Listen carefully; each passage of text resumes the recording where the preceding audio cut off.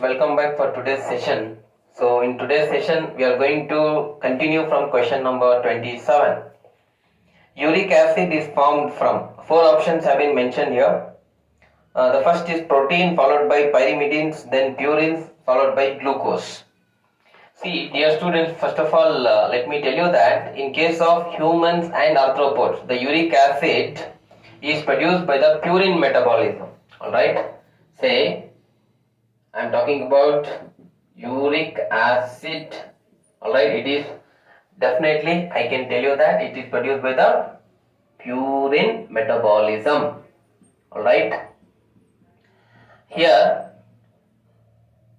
dear students, let me tell you that uric acid is very much less toxic nitrogenous waste. Alright, so it is a nitrogenous waste. Alright, it is less toxic. Now when we talk about this, see, this uric acid has around 14 nitrogen atoms in it. Alright, a small amount of water is needed for its excretion. A much large amount is not at all required here, as in the case of ammonia, for example.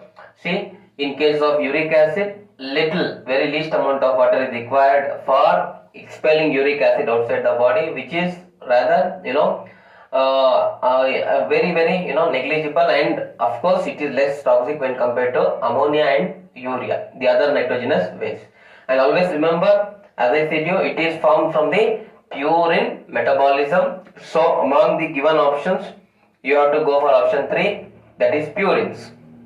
Next question, dear students, we have separation of amino and carboxylic groups from an amino acid is amination, alright, lysis, digestion, deamination. Separation of amino and carboxylic groups definitely is called as what? Deamination, my friends.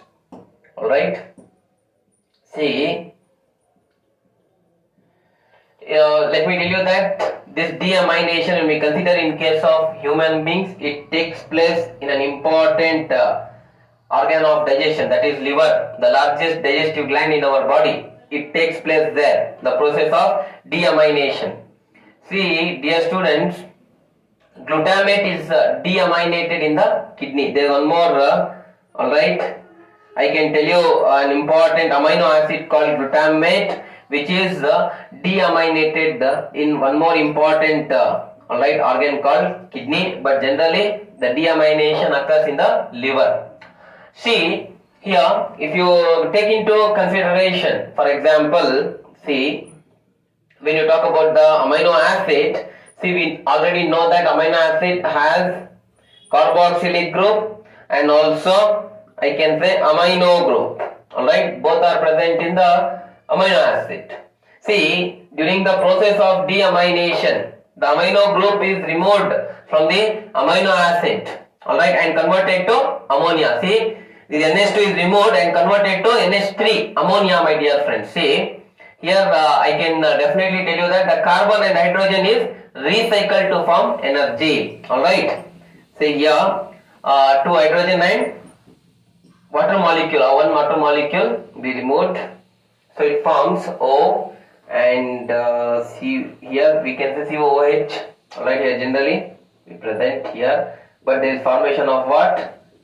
Ammonia. Dear students, remember, this is deamination of amino acids I am talking about. See, wherein what I said, the amino group is removed, alright, from the amino acid and converted into what? Ammonia. This is very important, my dear friends. Alright, so let me tell you here with respect to question number 28, separation of amino and carboxylic groups generally from an amino acid. Alright, either in either form it can be called as deamination. So go for option 4, that will be your right answer. Question 29, we have presence of RBC, erythrocytes, what we call, in urine is called as anuria, hematuria, glycosuria and ketonuria are the 4 options which have been given. Dear students, let me move with first anuria. Alright, we have anuria, the first option. Here let me tell you that anuria is the non-passage of urine.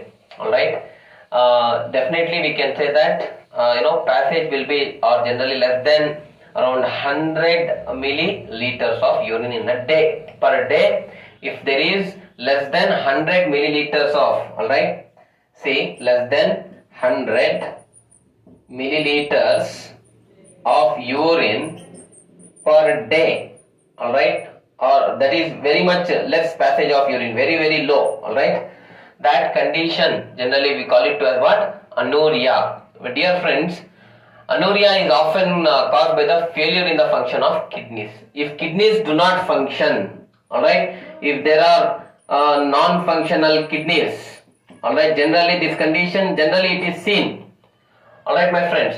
It may also occur because of some severe obstruction like kidney stones, alright. The first option. Second is what? Formation of kidney stones, especially due to the deposition of say for example calcium salts, alright. And my dear students, even in case of if there are some tumors, alright, which are blocking the passage of urine, alright, definitely we can say this anuria condition can be seen. But remember, generally we term anuria as non-passage of urine, which is very less, that is less than 100 milliliters of urine per day. Alright, this is what we call it as anuria, my dear friends. See, second option which is given here is that hematuria. Alright, I will come to that. Let me go for glycosuria first. Alright, see, we have next glycosuria. Alright, now it's very alright, it's a very important term, alright, that defines the presence of reducing sugar in the urine. Say for example, it can be glucose, galactose, lactose, alright, reducing sugars like glucose, fructose, alright, as well as galactose, alright, and so on, might be present in the urine. The presence of this reducing sugars, alright, is what we term it as glycosuria. Especially my dear friends, I can go further and say that glucosuria is one of the common type of glycosuria, alright, that is, alright, presence of more glucose in the what I can say urine, alright, is what we call it as glucosuria, which is alright a type of glycosuria. Anyway my dear friends, this is one condition, alright. One more, ketonuria is also given in the fourth option. So what is ketonuria? The word itself here also suggests that keto means ketones, alright. So what we can say here is that it's a medical condition in which ketone bodies are present in the urine, alright. Different types of ketone bodies will be present in the urine, so that condition is called as ketonuria. Now we know anuria is a condition where there is less than 100 milliliters of urine per day, then it is called generally due to non-functional kidneys or kidney stones or tumors. Glycosuria, presence of reducing sugars in the urine. Ketonuria, presence of ketone bodies in the urine. Now we need to identify the option, that is, dear students, see, the presence of RBC in the urine is called as what? One option is left, alright. We call that as hematuria, my dear friends. There is one more option left. We call that as what? Hematuria. See, the medical name for blood in the urine is called hematuria. If there is blood in the urine, the condition is called as what? Hematuria. And it is obvious that RBC are the important cells present in the blood. So, RBCs will be present in the what you can say urine. But anyway, my dear friends, let me explain you this. See, if blood in the urine can be observed with naked eye, if generally in the urine if we can find the blood, then definitely it is called as what? Macroscopic, because it is visible. Visible hematuria we call. Alright.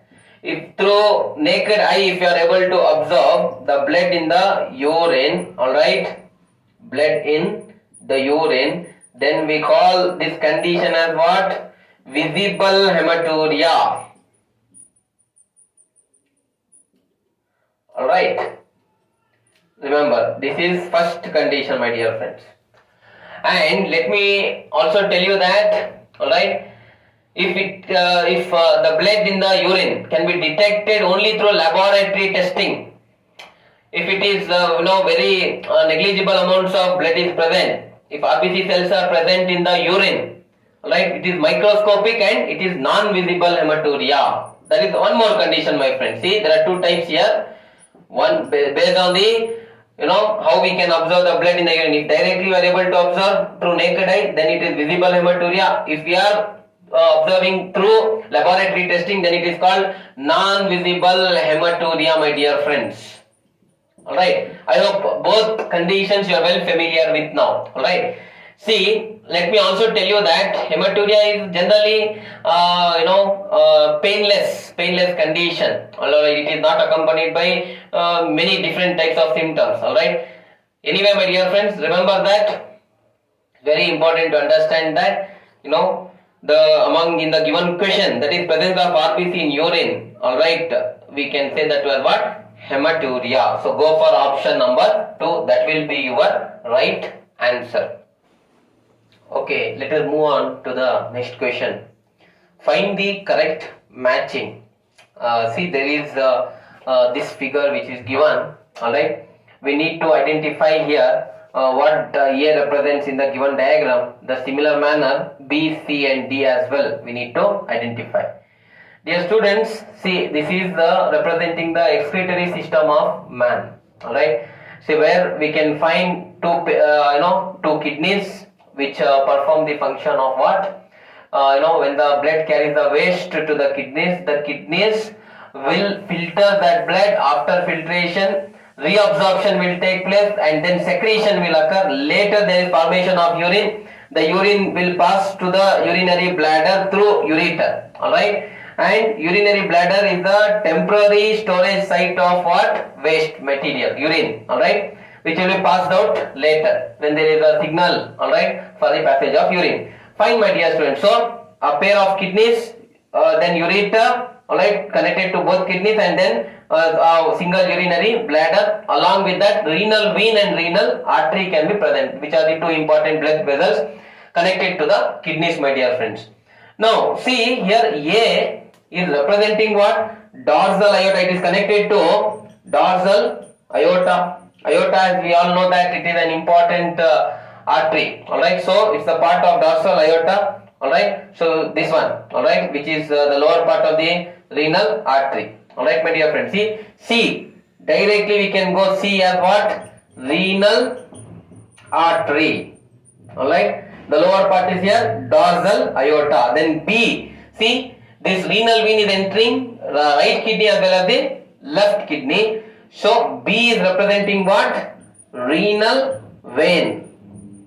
Dear students, then we have here D. See, here it is connected to the inferior vena cava. So among the given options, you please go for this option, that is inferior vena cava. Alright, so this is what A, B, C and D represent, my dear friends. Among the given options, go for option 4, that is A represents dorsal aorta, B renal vein, C renal artery and D inferior vena cava. Dear students, 31st question we have. Each nephron has, let me tell you here options, 3 parts: PCT or proximal convoluted tubule, DCT or distal convoluted tubule, and HL, Henle's loop that represents, which includes, already we know, the descending loop, ascending loop and loop proper. 3 parts: glomerulus, PCT and DCT. 2 parts: glomerulus and Bowman's capsule. 2 parts: glomerulus and renal tubule. See, dear students, first remember that whenever you are talking about the nephron, right?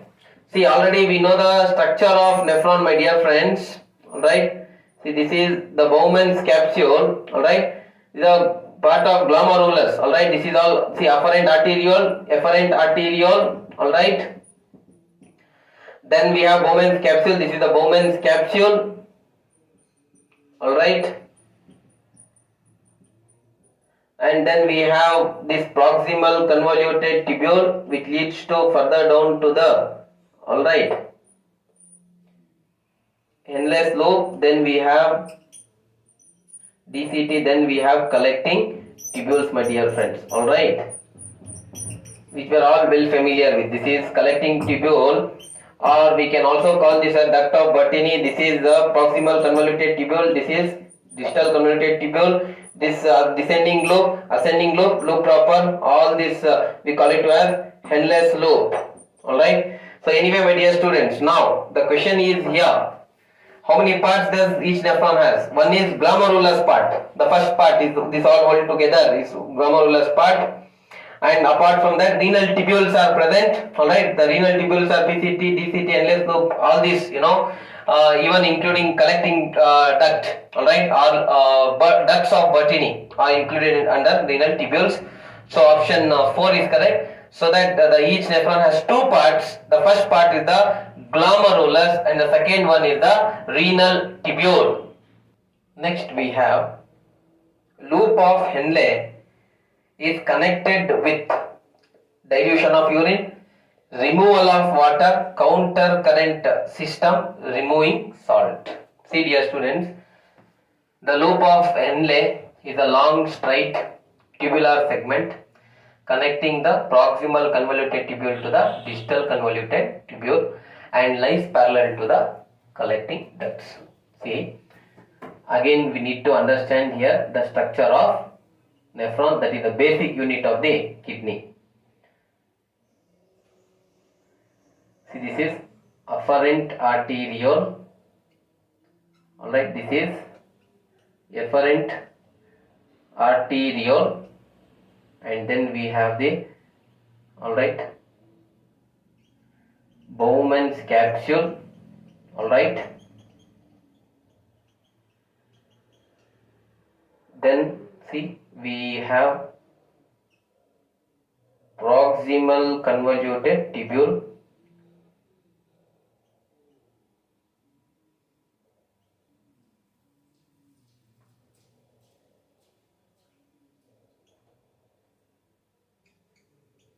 so this is the rough structure of nephron, my dear friends, which is the basic unit of kidney. This is collecting duct,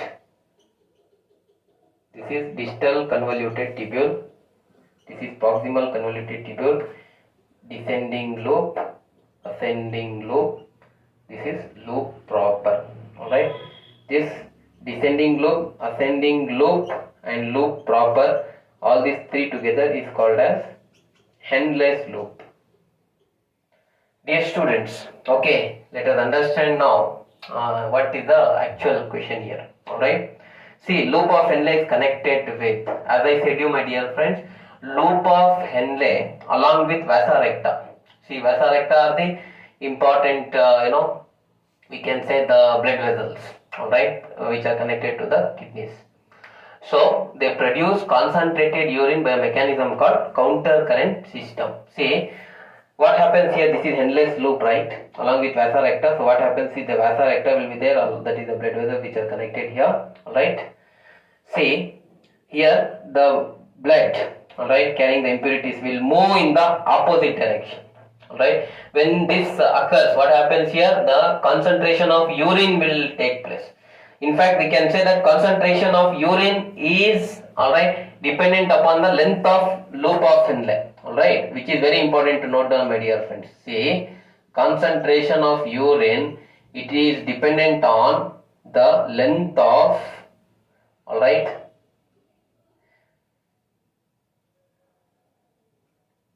loop of Henle, my dear friends.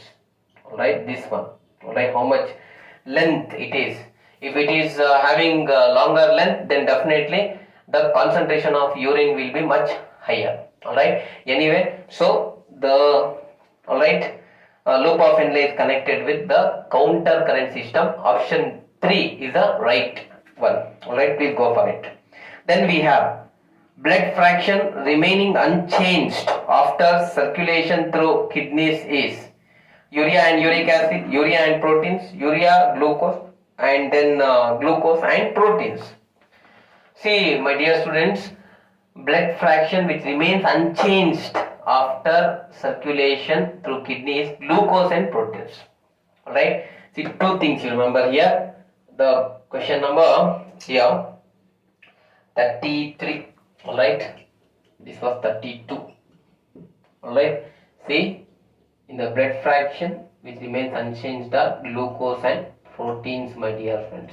Why is it so is very important for us to understand. We are talking about this. Let me tell you that almost all the glucose is reabsorbed in the blood through the reabsorption in tubules. Alright, and proteins are much larger molecules when compared to, in fact, the glucose. They cannot pass through the in fact the minute filtration slits, alright, which are present in the wall of Bowman's capsule. So these two, alright, they remain unchanged even after circulation through kidney. That is the glucose and proteins, they remain unchanged. Alright, so you have to go for here option number 4, that is glucose and proteins.